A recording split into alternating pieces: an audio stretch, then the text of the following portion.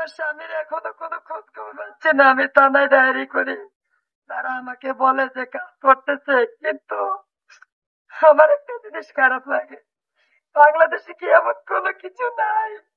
একটা মানুষ এইভাবে ঘর থেকে যায়, খুব হয়ে যায়, নিখোঁজ হয়ে যায়, তার কোনো খোঁজ এখনো পাওয়া যায় না। 3 দিন ধরে নিখোঁজ জুলাই কর্মী, উত্তরে স্বজনদের মানববন্ধন। নিখোঁজের 3 দিনেও সন্ধান মেলেনি জুলাই আন্দোলনে সক্রিয় কর্মী KM মামুনের।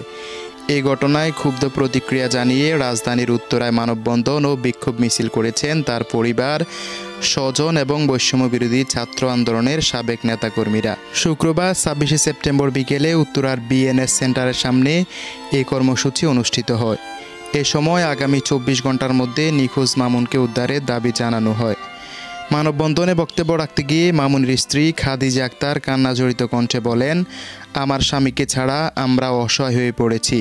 আমার সন্তান সারাক্ষণ তার বাবার কথা জিজ্ঞেস করে, আমার স্বামীকে কেন গুম করা হলো? আমি প্রশাসনের কাছে আমার স্বামীকে ফেরত চাই। মামুনের বৃদ্ধ বাবা ও সন্তানকে ফিরে পেতে আকুতি জানান। আন্দোলনে অংশ নেন ইসলামী আন্দোলন বাংলাদেশের ঢাকা 18 আসনের প্রার্থী মোহাম্মদ আনোয়ার হোসেন। আমরা 24 পরবর্তী বাংলাদেশকে গুম খুনের বাংলাদেশ হিসেবে দেখতে চাই না। আগামী 24 ঘন্টার মধ্যে প্রশাসনকে অবশ্যই KM মামুনকে উদ্ধার করতে হবে। জাতীয় নাগরিক পার্টির সাবেক মুখ্য সমন্বয়ক রাফিদ M ভূঁইয়া বলেন, মামুন ভাইয়ের গুম হওয়া মানে পুরো জুলাই আন্দোলনের উপর আঘাত। আমরা প্রশাসনকে আলটিমেটাম দিচ্ছি, 24 ঘন্টার মধ্যে তাকে অক্ষত অবস্থায় ফিরিয়ে দিতে হবে, অন্যথায় BNS সেন্টারকে ঘেরাও করা হবে। উল্লেখ্য, গত রবিবার ভোরে রাজধানীর তুরাগের হানিফ আলী মোড় এলাকায় নিজ বাসা থেকে বের হয়ে নিখোঁজ হন KM মামুন। তিনি বৈষম্যবিরোধী ছাত্র আন্দোলনে তুরাগ থানা কমিটির সাবেক যুগ্ম আহ্বায়ক ছিলেন এবং জুলাই আন্দোলনের সময় উত্তরা রাজপথে সক্রিয় ছিলেন। Desk report, Bartadesh news, Dhaka.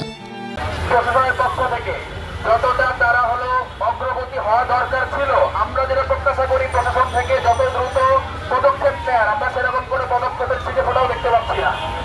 আমরা বলতে চাই, হাসিনার আমলে গুম খুনের একটা রাজনীতি ছিল। মানুষের বিভিন্ন প্রকারের প্রতিহিংসার শিকার হয়ে তাদেরকে গুম করা হতো বিভিন্ন কারণে, এবং এর পরবর্তী তাদেরকে বিভিন্ন ট্যাক্স দিয়ে আবার বিভিন্ন হলো গিয়ে এরকম প্রশাসনের বিভিন্ন জায়গা থেকে হলো বের করা হইতো। আমরা বলতে চাই, হাসিনার সেই আমল শেষ হয়ে গেছে, কিন্তু এখনো হলো গিয়ে প্রশাসন থেকে শুরু করে সেই বিভিন্ন গোয়েন্দা সংস্থা থেকে শুরু করে তারা অপরিবর্তিত রয়ে গেছে।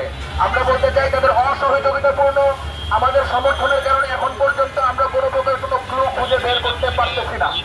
আমরা বলতে চাই, শুধু দাড়ি টুপির জন্য যদি আপনারা এইটাকে যদি গা ছাড়া ভাবছেন, তাহলে কিভাবে আপনাদেরকে দিয়ে কাজ করাইতে হয় সেটা আমাদের জানা আছে। আমরা বলতে চাই, অনতিবিলম্বে মামুন ভাইকে যে কোনো মূল্যে আমাদের প্রকাশ্যে তাকে সন্ধান দিতে হবে। যদি সন্ধান আপনারা না দেন, এই উত্তর থেকে কিভাবে যে এই আন্দোলনের 12